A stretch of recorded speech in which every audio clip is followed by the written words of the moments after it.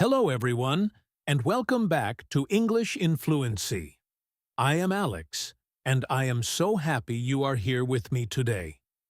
I know you are working hard to improve your English, and I want to tell you that you are doing a great job.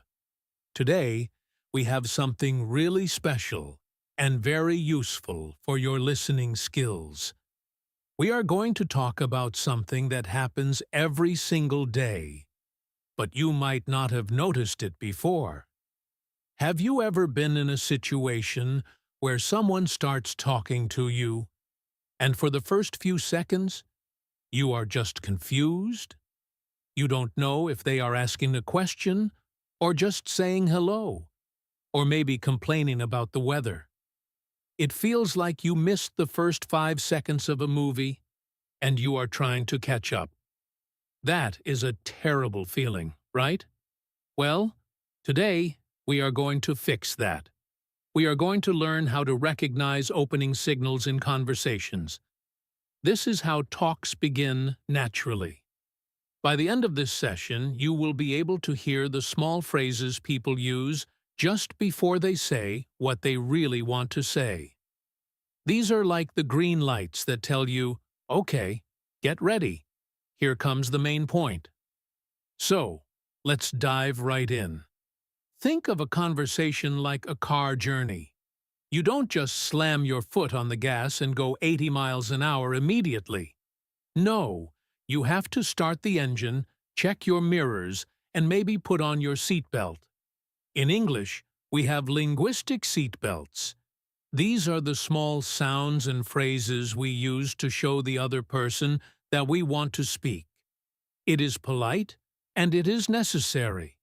If you don't use them, you might seem rude or aggressive. And if you don't hear them, you might miss the start of the topic. Let's look at a very common example. Imagine you are at work, sitting at your desk, and a colleague walks up to you. Let's call her Sarah. Sarah wants to ask you for help with a report, but she doesn't just walk up and say, "Help me with the report." That would be too sudden. Instead, she uses an opening signal. Listen to what Sarah says. "Hey, do you have a minute?" Now, that is a classic opening signal. When you hear, "Do you have a minute?" your brain should immediately switch on. You know that a request is coming. It is not a question about time, really. It is a question about attention. Sarah is checking if you are available. And this is where your listening practice comes in. You have to listen for the tone. Is she asking for the time? No. Is she asking for your schedule? No. She is opening the door to a conversation. If you just say yes, you are inviting her in. If you say, "I'm actually quite busy right now," you are closing the door. But recognizing that signal is the first step. Now, let's bring in another character. Let's say his name is Mark. Mark is Sarah's co-worker. He hears Sarah ask you for a minute. Later, Mark needs to ask you something too, but he is a bit more casual. How does he start? He might use a different signal. Listen to Mark. Got a sec? Did you hear the difference? Got a sec? Is shorter. It is more informal. It means exactly the same thing as, "Do you have a minute?" But the relationship is different. Mark feels comfortable enough to speak quickly. For a B1 learner, this might sound like "got a sack" or "got a set" if you aren't careful. You have to listen for that short word, sec. It comes from second. So, if you hear "got a sec," don't look at your watch. Just look at the person and get ready for their request. They want to talk. Now, let's move out of the office and into a more social setting. Imagine you are at a coffee shop. You are standing in line, looking at your phone, and suddenly you hear a voice next to you. This is a stranger, maybe a friendly person named Emily. She wants to comment on the long line or the delicious smell of coffee, but she can't just start talking about her life. She needs to see if you are open to chatting. So, she uses a very subtle opening signal. It is not a question this time, it is a statement. Wow, this line is moving slowly, isn't it? Technically, that is a question because of the tag at the end, isn't it? But really, it is a feeling. It is an observation. Emily is throwing a ball to you. If you want to play, you pick it up. You might say, "Yeah, I've been waiting 10 minutes." If you don't want to talk, you can just smile and nod. But recognize this as a signal. She is testing the water. The topic here is the line, but the real purpose is to connect. These are called phatic expressions. They are not about exchanging information. They are about being social. When you hear someone comment on the weather, or the traffic, or the crowd, they are saying, "Hello, I acknowledge you. Let's share a moment." If you are practicing your listening, try to catch these signals in real life. They happen all the time. You might hear someone say, "Cold out there, huh?" Or, "Looks like it might rain." These are not weather reports. They are conversation starters. They are the opening bells. Let's try another situation. This one is very important for daily life. You are walking down the street, and someone stops you. You don't know this person. Let's call him David. David looks a bit confused.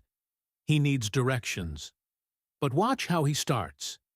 He doesn't just say, "Where is the station?" That would startle you.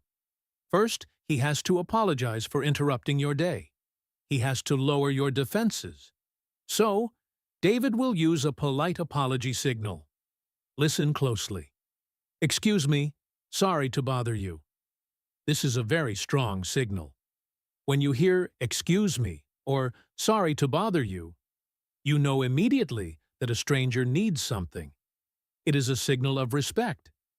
David is saying, "I know you are busy, and I am sorry for stopping you, but I have a problem." Your brain should be preparing for a question about directions or the time. If you are the listener, you stop walking. You take your earphones out. You say, "That's okay. How can I help?" That is the natural flow. But imagine if you didn't understand "sorry to bother you." You might keep walking, and then David would have to shout, "Where is the station?" And that would be awkward for everyone. So, these soft openers are crucial for smooth interactions. Now, I want to talk about something a little bit different. Sometimes we start conversations not with strangers, but with friends we haven't seen in a while. Or maybe we are calling someone on the phone. The opening signal here is about checking their state. We want to know how they are feeling before we dump our news on them. Let's imagine you call your friend. Her name is Jessica. You pick up the phone, and what is the very first thing you say after hello? "Hey, how are you doing?" Simple, right? But think about it. Why do we say this? Is it a medical checkup? No. It is an opening ritual. We are saying, "I am here, and I care about you, and I am ready to talk." But listen to how Jessica might respond. She might say, "I'm good, thanks. And you?" This is the handshake of conversation. You cannot skip it. If you skip the "how are you" and go straight to your story, it feels rushed. It feels like you don't care. So, when you hear "how are you," recognize it as the green light. You must answer it briefly, and then you can start your main topic. But wait, there is a variation here. Sometimes people say, "How have you been?" This is for people you haven't seen for a longer time. It invites a longer answer. You might say, "I've been busy, but good." Listen to the verb tense. "How are you?" is right now. "How have you been?" is since the last time we met. Catching these small differences helps you understand the relationship between the speakers. Let's get back to our characters. We have Sarah, the office worker, Mark, the casual guy, Emily, the friendly stranger, and David, the polite guy asking for help. I want to put them in a slightly different scenario now. Imagine they are all at a party. It is noisy. There is music playing. In this environment, opening signals are even more important because you can't hear everything clearly. You have to listen for the key words that cut through the noise. Sarah wants to introduce Mark to someone else. How does she get Mark's attention? She might use his name. This is a very powerful signal. Mark, have you met Tom? Using someone's name is like a laser beam. It focuses their attention instantly. If you hear your name in a crowded room, you turn your head. It is a natural reflex. So, in a conversation, if someone says your name followed by a question, that is the start of something new. They are directing the conversation at you. You must be ready to respond. If you are Mark and you hear Mark, you stop drinking your coffee. You turn and you say, "No, I haven't met Tom." Then the conversation flows. But if you miss the name Mark, you might miss the cue that you are being spoken to, and you might stand there looking confused. So, listen for names. They are the ultimate opening signals.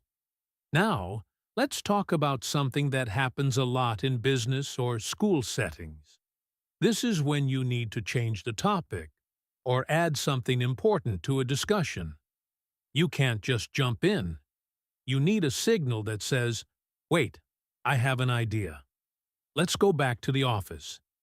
Sarah and Mark are talking about a project. You have a great idea, but they are speaking quickly. You need to interrupt politely. How do you do it? You don't just shout.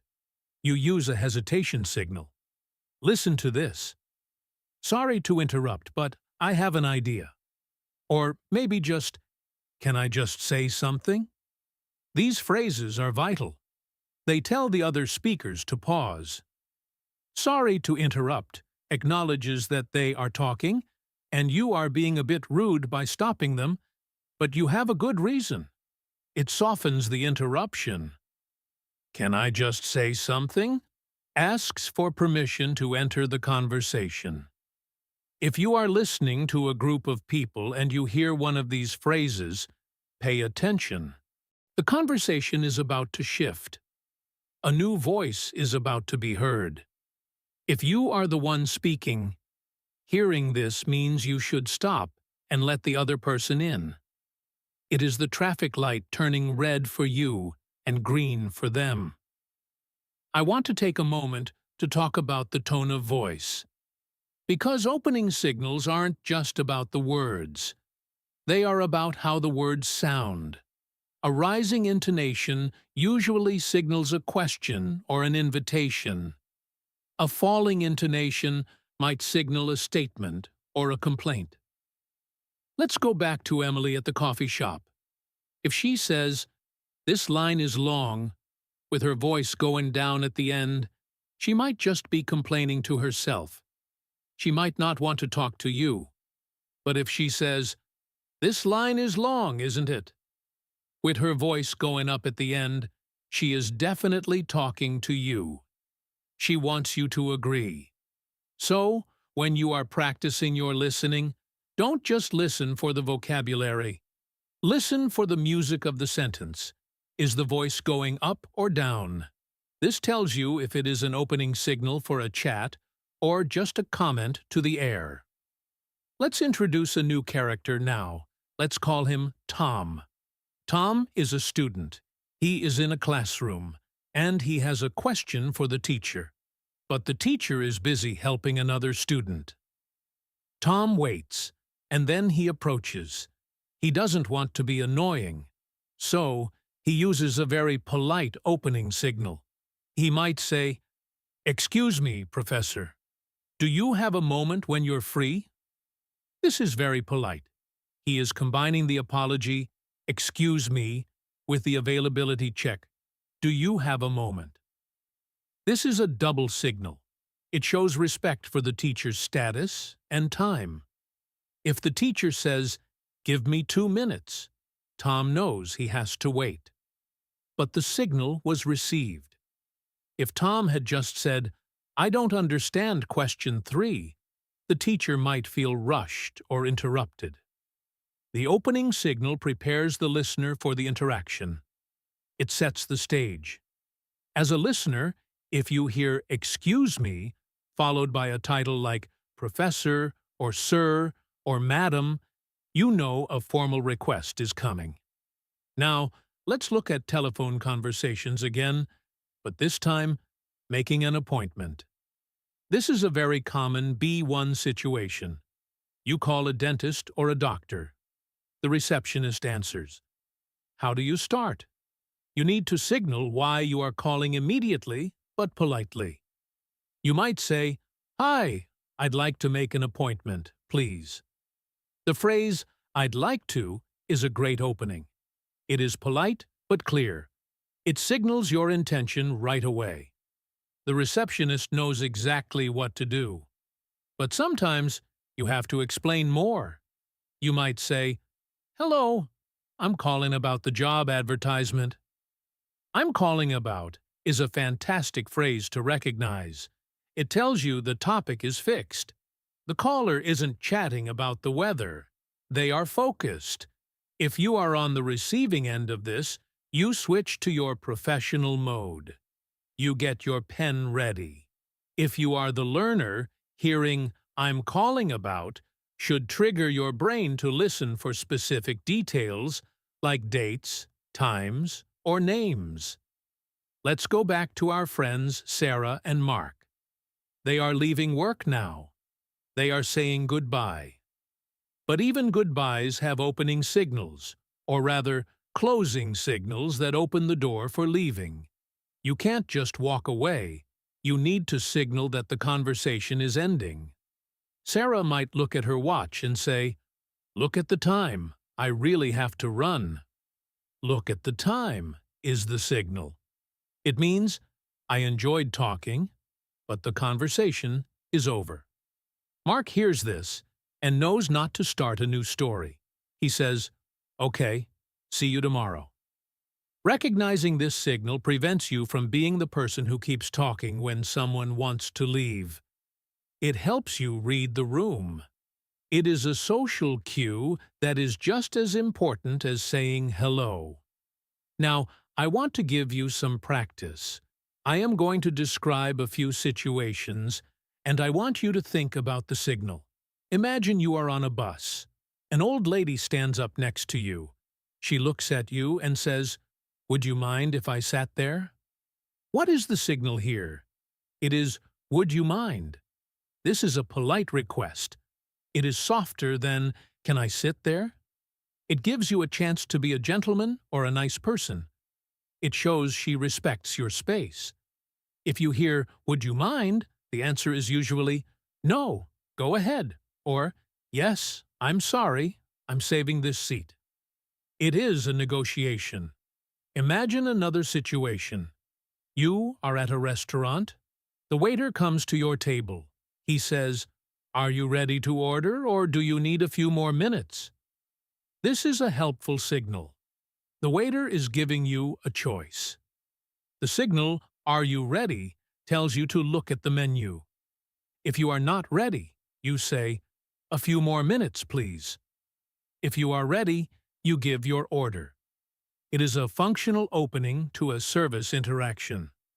Let's bring David back. Remember David, the guy who asked for directions? Well, imagine David asks you for directions, and you explain them, but he doesn't understand. He needs you to repeat it. How does he signal this without being rude? He won't just say, "Again." He will say, "Sorry, could you say that again? I didn't catch that." Sorry is the softener. Could you say that again is the request. I didn't catch that is the reason. This whole package is a repair signal. It fixes a breakdown in communication. As a listener, when you hear this, you know you need to slow down, speak louder, or use simpler words. You don't get offended. You help. I think we are covering some really important ground here.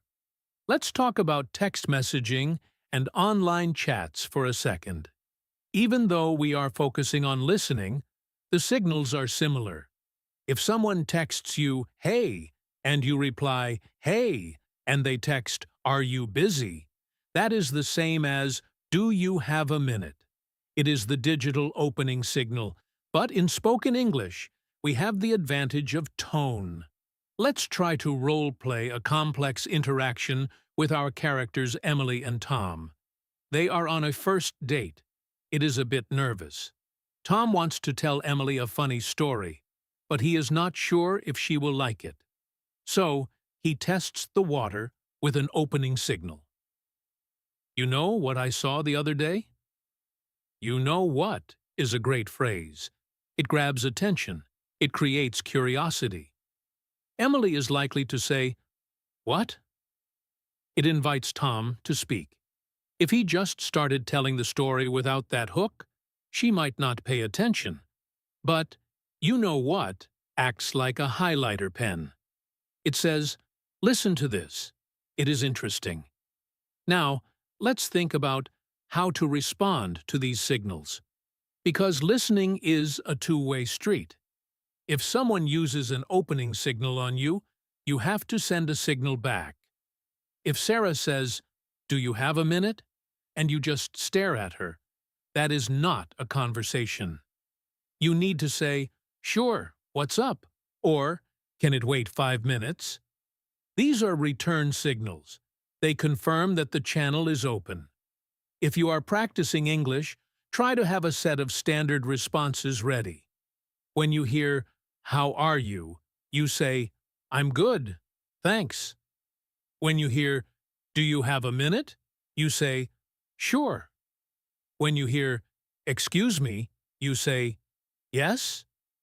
Having these automatic responses makes you sound fluent and confident. It takes the pressure off your brain so you can focus on the harder parts of the conversation. Let's consider a more difficult situation, a disagreement. Sometimes conversations start with a disagreement. Imagine Mark and Sarah are discussing a project. Mark thinks they should use blue for the logo. Sarah thinks red. Sarah doesn't just say, "You are wrong." That is too aggressive. She uses a disagreement signal. She might say, "I see what you mean, but I think red would be better." "I see what you mean" is the bridge. It acknowledges Mark's point. It is a polite opening before she gives her counter-argument. If she skipped that part and just said, "Red is better," Mark might get defensive.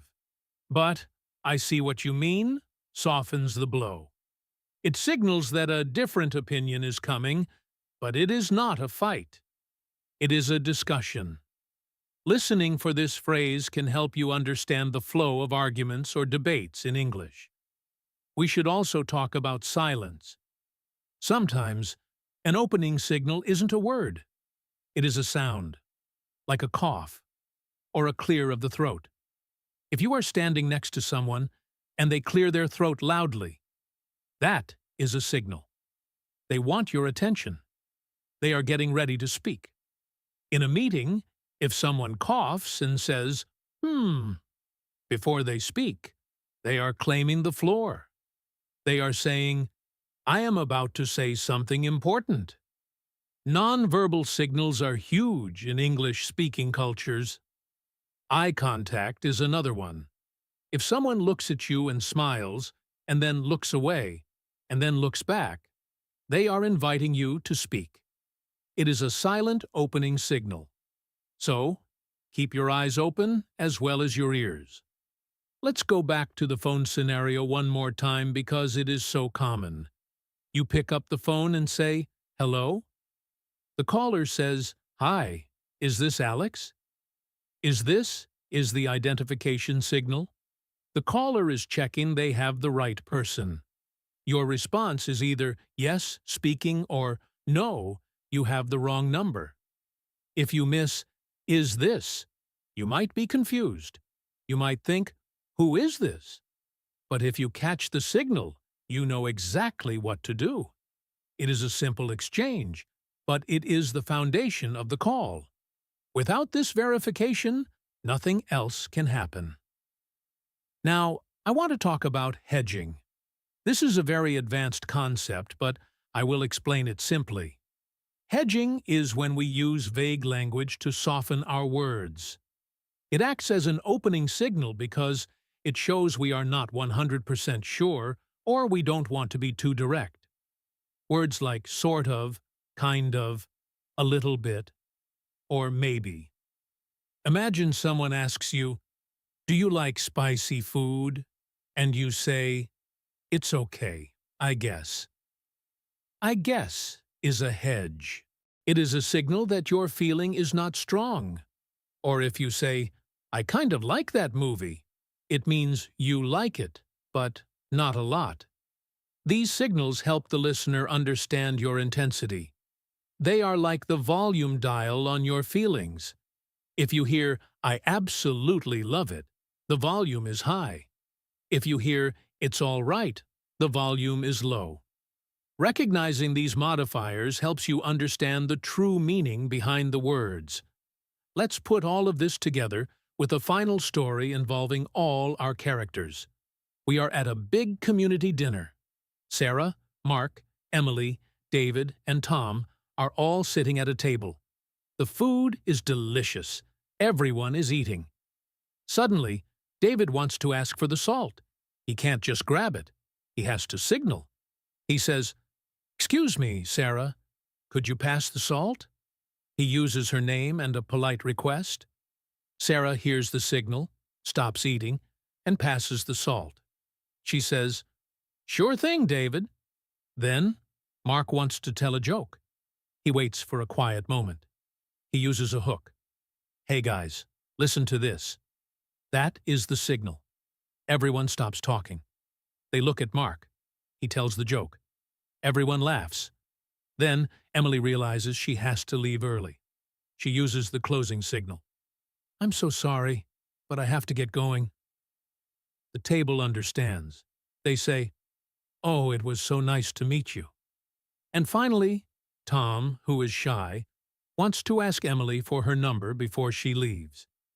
He takes a deep breath. He uses a hesitant opening. Emily, would it be okay if I got your number?" And would it be okay are his signals. He is being polite and careful. Emily smiles and says, "Of course." Do you see how every single interaction started with a signal? No one just jumped in. They used phrases, names, apologies, and questions to open the door. And that is what we want you to hear. When you are watching movies or listening to podcasts in English, try to spot these moments. Press pause just before someone starts a new topic. What did they say? How did they say it? Was it, "Can I ask you something?" Was it, "Guess what?" Was it, "So, listen"? These are the keys to the kingdom of fluent conversation. Now that we have mastered the basics of how conversations start and how to be polite, we are going to go deeper. We are going to look at what happens after that first hello. How do we move from just saying hi to actually talking about something interesting? This is where the real magic of English happens. It is called the transition, and it is full of special signals that you need to hear. So, let's get back to our characters. We have Sarah, Mark, Emily, David, and Tom. Imagine they are all sitting in a park now. It is a sunny day. They are chatting. The conversation is flowing, but suddenly, Mark remembers something really important he wants to tell Sarah. He doesn't want to be rude and just shout it out. He needs to signal that he is changing the subject. This is a very common situation in English. We call these bridging phrases. They build a bridge from the old topic to the new topic. Listen to what Mark says. By the way, Sarah, did you email that client? By the way is probably the most common opening signal in the English language. It is casual, it is friendly, and it works in almost every situation. It tells the listener, I know we were talking about the weather, but I want to switch gears for a second. When you hear, by the way, your brain should instantly reset. Be ready for a new piece of information. It could be a question, it could be a reminder, or it could be a piece of gossip. For example, Emily might be talking to Tom about a movie, and then she says, oh, by the way, I saw your sister yesterday. Bam! The topic changes. If you miss, by the way, you might still be thinking about the movie while Emily is talking about the sister, and you will get lost.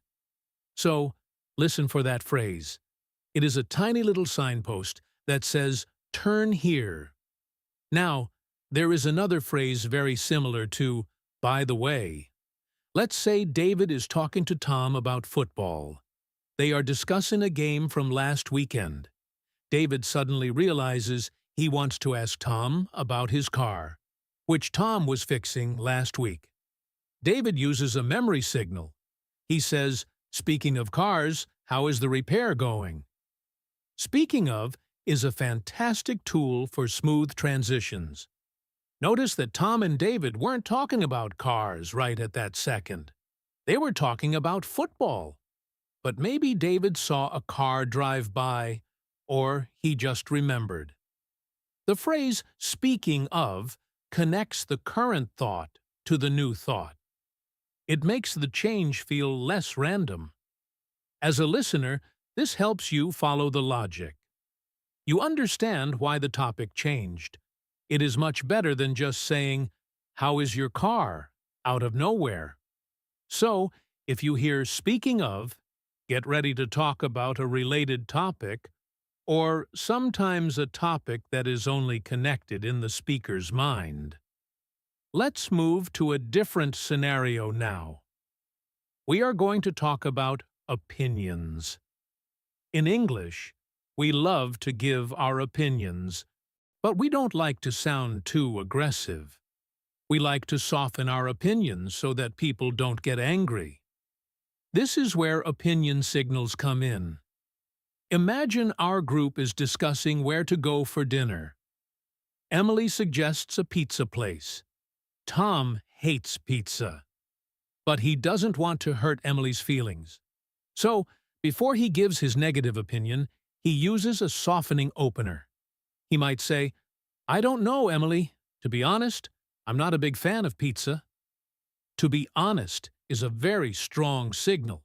It means, I am going to tell you the truth now, even if it is not what you want to hear. It prepares the listener for a disagreement. When you hear, to be honest, or honestly, or to tell you the truth, you know that a sincere, perhaps slightly negative comment is coming. It is a warning light. Another common one is, in my opinion. If Mark says, in my opinion, the service here is too slow, he is signaling that this is just his view. It is not a fact. He is leaving room for you to disagree. Learning these phrases helps you understand when someone is stating a fact, like, the sky is blue, and when they are stating a feeling like, I think this food is cold. It makes a big difference in how you react. Now, I want to talk about a situation that makes many students nervous. Making plans. When you want to invite someone to do something, you usually start with a feelers. These are questions to see if the person is available before you ask the real question. Let's say Sarah wants to invite Mark to the cinema on Friday. She doesn't just say, come to the cinema with me. That is too direct. She starts with an opening signal to check his schedule. She asks, Are you doing anything this Friday? This is the classic invitation opener. It is not the invitation yet. It is the check. If Mark says, "No, I'm free," then Sarah can say, "Do you want to see a movie?" If Mark says, "Yes, I'm working late," Sarah will save her invitation for another time. It saves everyone from embarrassment. So, when you hear, "Are you doing anything on," or "What are you up to tonight?" pay attention. This is the start of an invitation. Another very common way to do this is by using the phrase, "Do you feel like?" For example, "Do you feel like going for a walk?" This asks about your mood, not just your time. It is a softer, more friendly way to open an invitation. Let's bring in a new character to mix things up a bit. Let's call him Ben. Ben is an old friend of Alex, the host. Ben walks into the room while you are talking to Alex. Ben wants to join the conversation, but he doesn't know what you are talking about yet. He needs an opening signal to enter the chat without being rude. He will likely use a topic check signal. He might say, "Sorry to interrupt. What are we talking about?" Or simply, "What's the topic here?" This is very clear. It signals, "I am here, I want to participate, but I need context." When you hear this, you should summarize briefly.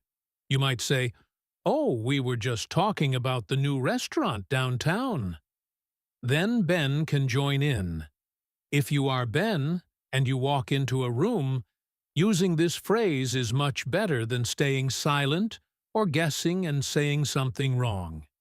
It shows confidence. It shows you are willing to learn. Now, let's go back to the idea of disagreeing again, because this is hard. We looked at, to be honest, but there is another side to it. Sometimes we agree, but we want to add something. We want to expand the conversation.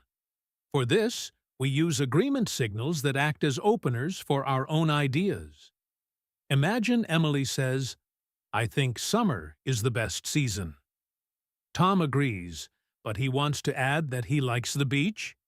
He doesn't just say, "I like the beach." He connects it first. He says, "Exactly. That's what I always say. I love going to the beach in July." Exactly is a great word. It means you are right. But it also acts as a green light for Tom to speak. It validates Emily and then gives Tom the floor. Other similar phrases are "totally," "I agree," or "you're right." These are the keys that unlock your turn to speak. In a group discussion, if you don't use these signals, you might interrupt someone by accident. If you wait for them to finish, then say, "Exactly," and the conversation flows like a river. I want to give you a very practical tip now about telephone calls, specifically cell phones. We all have them, and we all get calls when we are busy. Sometimes you answer the phone, but you can't really talk. You need an opening signal that tells the caller, "I hear you, but I can't talk." Let's say Sarah calls Mark while Mark is at the grocery store. Mark answers but says immediately, "Hey Sarah, I can't talk right now. I'm at the store." This is a boundary signal. It is an opener that closes the conversation very quickly. The phrase, "I can't talk right now," is essential. If you don't say it, Sarah will start chatting, and you will be rude by not listening. So, you must signal your status immediately. You might also say, "Bad time?" as a question. If you call someone and they say, "Now's not a good time," that is your signal to hang up or text them. Hearing, "I'm actually in a meeting," or "I'm just walking out the door," means stop talking and say, "Okay, I'll call you later." Let's talk about compliments. A compliment can be a great conversation opener, but you have to do it right. If you just say, "Nice shirt," the conversation might die there. But if you add a question, it opens up. Let's say David sees Tom wearing a cool jacket. David wants to start a chat. He says, "I really like that jacket, Tom. Did you get it at the new store in town?" The compliment is the hook, but the question is the line.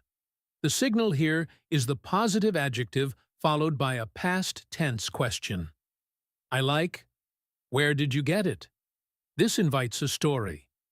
Tom will say, "Oh yes, I bought it last week." And suddenly, you have a conversation. If you are listening and someone gives you a compliment, recognize it as an invitation to speak. Don't just say, "Thanks." Say, "Thanks, my sister gave it to me," or "Thanks, I got it on sale." Keep the ball rolling. Now, let's look at a slightly more formal situation. You are at a bank, or perhaps a library. You need help from a staff member. You approach the desk.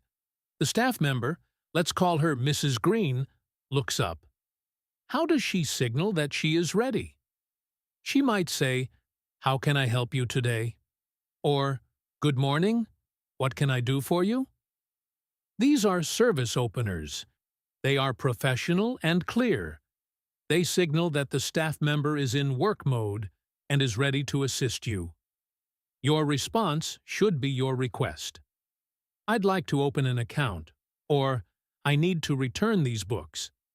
But listen to the tone. If the staff member says, "Just a moment, please," that is a wait signal. You must stop and wait. Do not keep talking. Recognizing the difference between "How can I help you?", which means "speak now," and "just a moment," which means "be quiet," is a crucial listening skill for navigating daily life in an English-speaking country. Let's go back to our friends in the park. They are finishing their picnic. Emily wants to suggest a group photo. This is a common social moment. How does she open this request? She doesn't just demand a photo. She creates a setup. "Hey everyone, before we leave, do you want to take a photo?" "Before we leave" sets the time context. "Do you want to" checks for desire. This is a polite proposal. If you hear "Do you want to?" it is usually a suggestion for an activity. "Do you want to grab a coffee?" "Do you want to go for a walk?" "Do you want to see a movie?" These are the building blocks of social life. If you are listening to a native speaker, you will hear this phrase dozens of times a day. It is the universal offer opener. I want to touch on something very subtle now: the hesitation sound. Sometimes, an opening signal isn't a word at all. It is a sound like uh-huh, or well. Imagine Tom is asking Sarah a difficult question. "Do you think I should take that job?" Sarah doesn't know the answer immediately.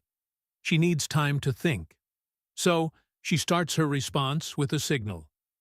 "Well, that is a difficult question. It depends on the salary." "Well" at the start of a sentence is a huge signal. It means, "I am thinking," or "I am about to give you an answer that might be complicated." It cushions the response. If you just ask someone a question and they stay silent, it feels awkward. But if they say, "Well," you know they are processing. You know to wait a second. Other words like "actually" work similarly. If you say, "Do you like apples?" and I say, "Actually, I prefer oranges," the word "actually" signals a contrast. It warns you that my answer is not a simple yes. It tells you to expect a difference. Let's try a complex role-play situation with all our characters to test your ears. Imagine they are planning a surprise party for Alex. They are all in Sarah's living room. It is chaotic. Everyone is talking at once. David stands up and claps his hands. This is a non-verbal signal to get attention. Then he uses a verbal opener. "Okay, guys, listen up for a second." "Okay, guys" is the attention grabber. "Listen up" is the command. Everyone goes quiet. David continues. We need to decide on the food. Mark, you said you know a good pizza place, right? Here, David uses a name check to invite Mark to speak. It keeps the conversation organized. As a listener, if you hear your name in a group discussion like this, it is your cue to speak. If you are just observing, you listen for these transitions. First, let's talk about food.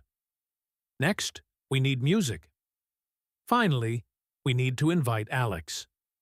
These sequencing words, first, next, finally, are also opening signals for new parts of the discussion.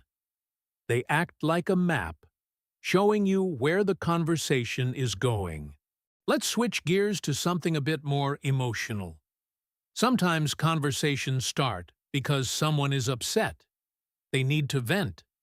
They need to tell you about a bad day. The opening signal here is often an apology for the negative emotion. Imagine Tom calls Sarah. He sounds sad. He starts the call with, "Sorry to moan, but I've had a terrible day."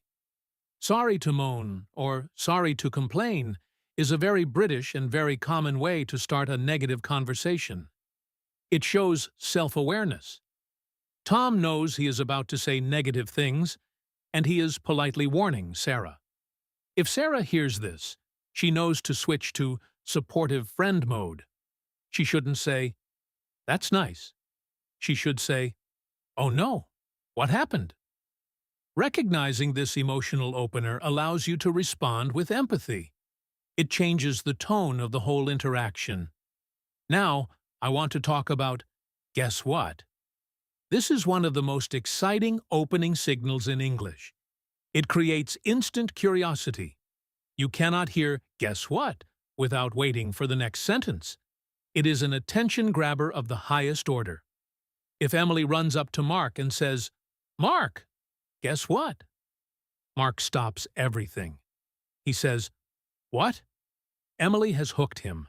She can then share her news. "I got the job," or "I saw a famous actor." As a learner, if you use this phrase, people will listen to you. And if you hear it, you know something important is coming. It is never used for boring things like "I bought milk." It is used for news. Let's look at the difference between formal and informal openings again, because this is where many mistakes happen. If you are at a business conference and you meet a CEO, you wouldn't say, "Hey, what's up?" You would use a formal signal. "It is a pleasure to meet you, Mr. Smith." Or, "I really enjoyed your speech this morning." These are formal openers. They set a professional distance. They show respect. If you are listening in a business environment, listen for words like pleasure, honor, delighted, or concerned. These signal a professional tone. If you are with your friends at a bar, the signals are totally different. "What's up?" "How's it going?" "What's new?" These are short and snappy. Being able to switch your brain between these two modes is a sign of high fluency. You have to listen to the environment. Is it a quiet office or a loud football stadium? The opening signals will match the environment. I want to give you a specific challenge now. I am going to describe a sound, and I want you to think about what it means. Imagine you are talking to someone and you say something surprising. The other person takes a sharp breath in and says, "No way." Is that a question? No. Is that a statement? Sort of. It is a reaction signal. It means, "I am shocked." It opens the door for you to explain more. It encourages you. If you tell a story and the listener just stays silent, you might stop talking. But if they say, "No way," "Really," or "Get out of here," you feel excited to tell the rest. These are called back-channel signals. They keep the conversation going. They are the fuel for the speaker. So, when you are listening to English, Don't just focus on the main speaker. Listen to the little noises the other person makes. Mm-hmm. Uh-huh. Yeah, right. These are not words, but they are signals. They mean, I am listening, keep going. Let's go back to David, the polite one. David is in a library. He wants to ask a librarian a question, but she is reading a book. He needs to open the interaction very softly so he doesn't scare her. He uses a gentle opener. Excuse me, miss. Sorry to disturb you. Sorry to disturb you is the ultimate soft opener. It acknowledges that he is interrupting her private time. It makes it very hard for her to be angry. Even if she is busy, she will likely look up and smile. It is a disarmer. It lowers the tension. In contrast, if he just said, hey, she might be annoyed. The words we choose to open a conversation determine the mood of the whole conversation. Start soft, and the conversation will likely be soft. Start loud, and the conversation might be aggressive. Now, think about text messages again for a moment. We often transfer these spoken signals into text. If someone texts, "Can I ask you a favor?" that is the same as the spoken opener. But in speech, we have the power of pauses. A pause can be an opening signal. If you walk into a room and everyone stops talking and looks at you, that silence is an opener. It means, you are here, say something. Or if someone is speaking, and they pause for a long time, and then look at you. That is an invitation to take over the conversation. Listening for silence is just as important as listening for words. I want to bring Alex into the scene one last time. Alex is the host, but imagine he is at a party with Sarah and Tom. He doesn't know many people there. He wants to join a group conversation. He stands near them and listens for a gap. This is called lurking, and it is a valid strategy. He waits for a topic signal. He hears them talking about travel. He waits for a pause, and then he uses a topic match-in opener. Sorry, I couldn't help overhearing.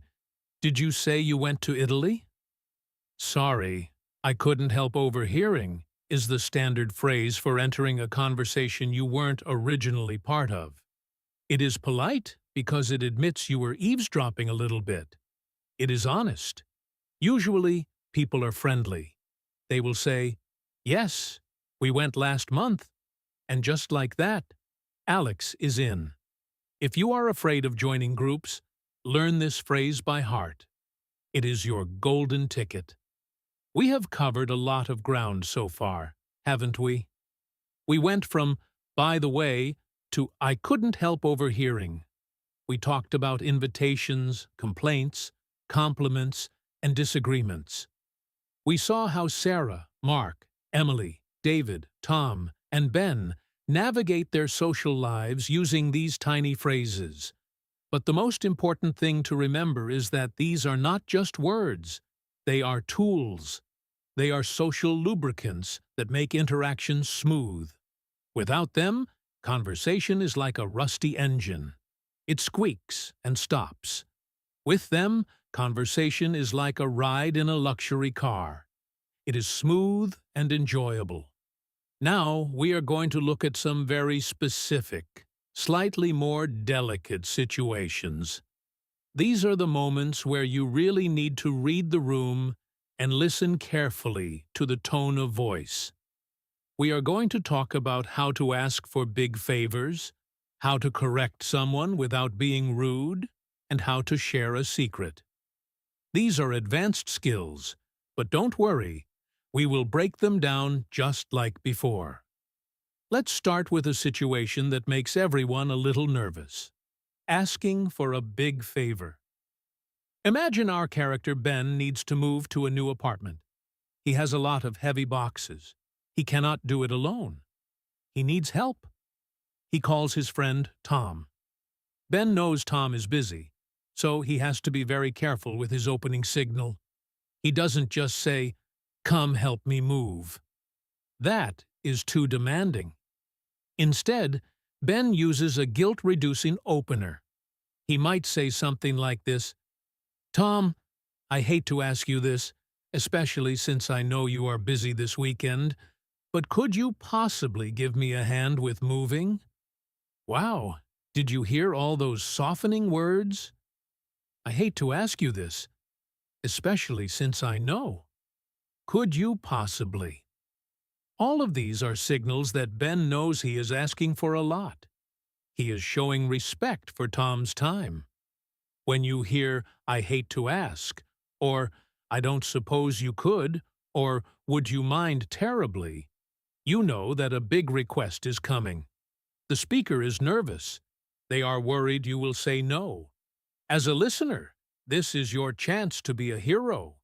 Even if you are busy, you usually try to help because they asked so politely. So, listen for those long, winding openings.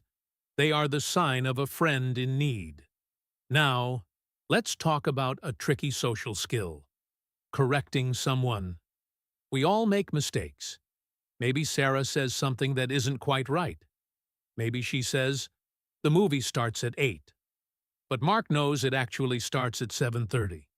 If Mark says, "No, you're wrong, it's 7:30, Sarah might feel stupid. That is not nice.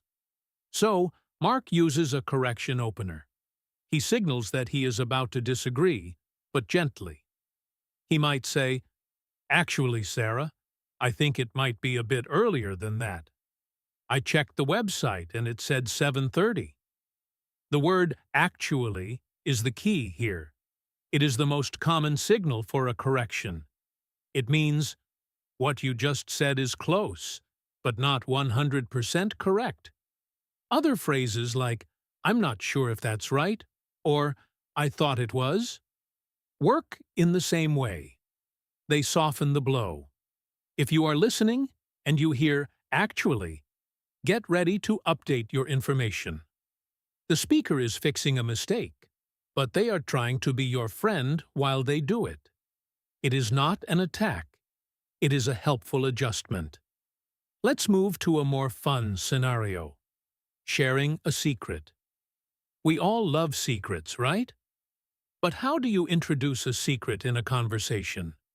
You don't just say it loudly. You use a confidentiality opener. Imagine Emily is talking to David at the park. She looks around to make sure no one is listening. She lowers her voice. She leans in. Then she uses a signal to show that this information is private.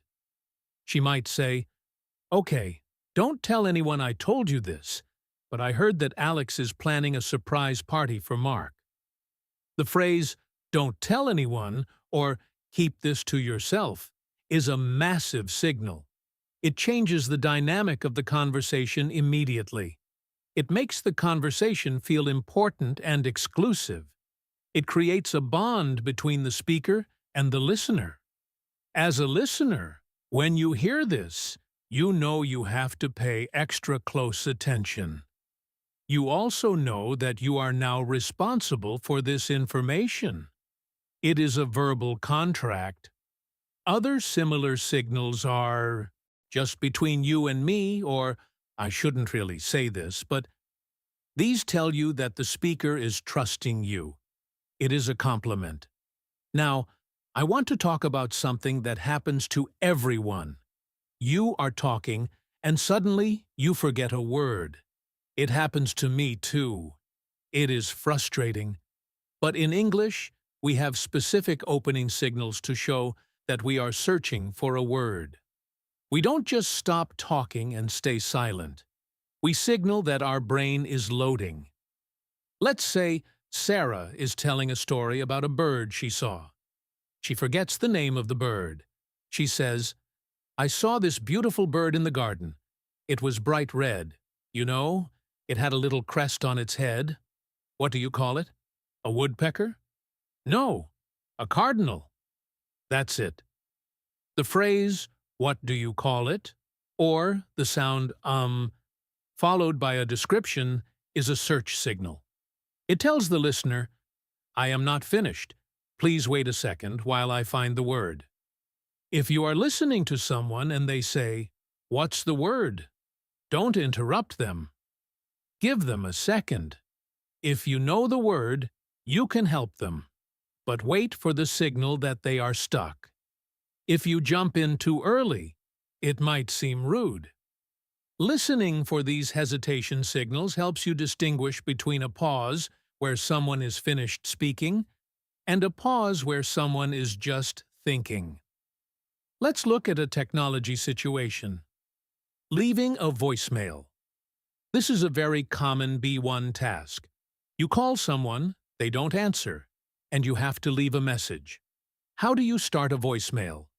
It is a one-way conversation, so the structure is very important. You have to identify yourself immediately. Imagine Tom calls Alex, but Alex doesn't pick up. The machine beeps.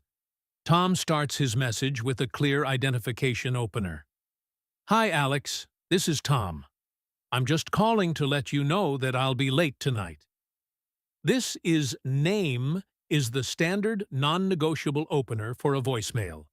You cannot assume the person knows your number. You must state who you are. Then, I'm just calling to signals the purpose.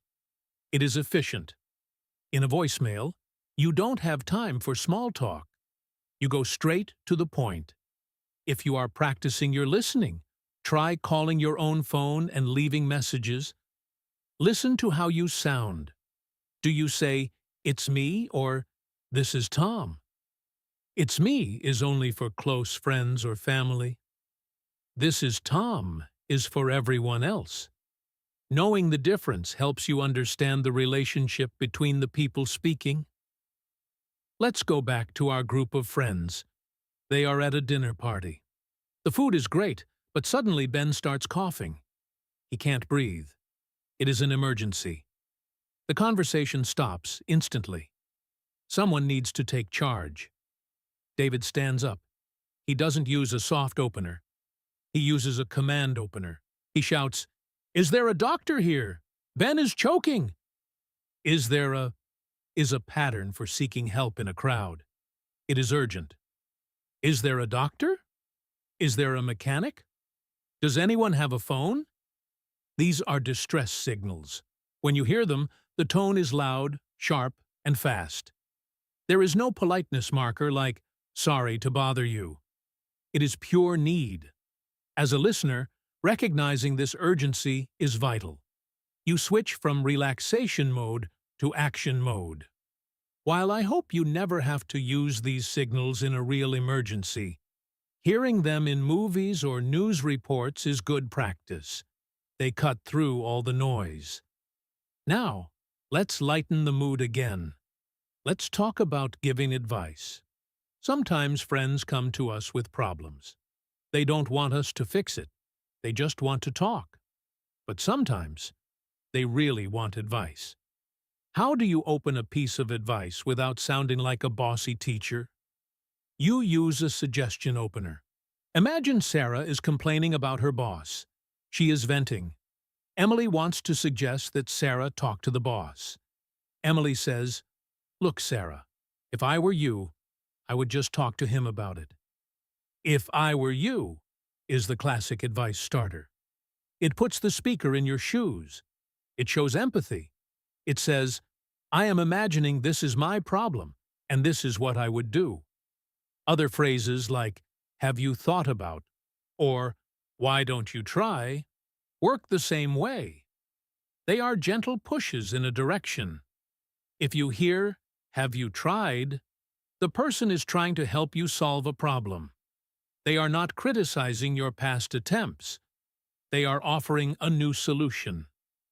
Let's bring Alex into the conversation one more time. Alex is the host, but imagine he is chatting with Tom after the show.